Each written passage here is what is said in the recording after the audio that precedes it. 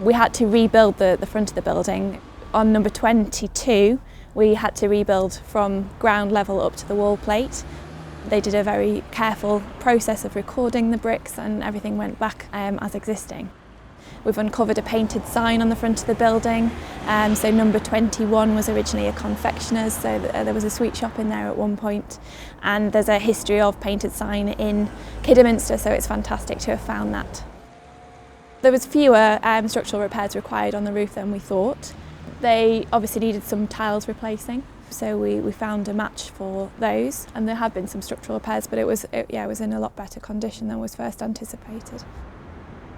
The rise and fall bracket is where the guttering is fixed. So rather than a fixed bracket, they're on a thread so that they can be adjusted.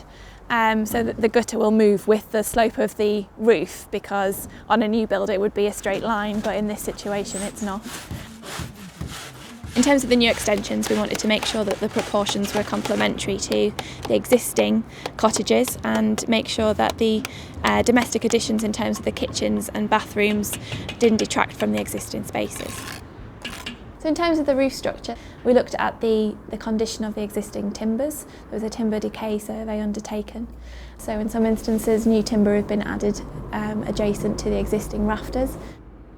So we'll just walk through to the other half of the space. We've got this original beam here next to the chimney breast, and we've got boarding around the staircase partition. And the boarding to the ceiling, although it's not thought to be original, is going to be retained in its current state. The whole staircase was taken down top to bottom.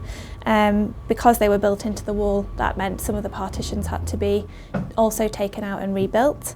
But it was carefully labelled and recorded and repaired in elm to match the existing wood. And it's gone back to how it was originally, which is quite something.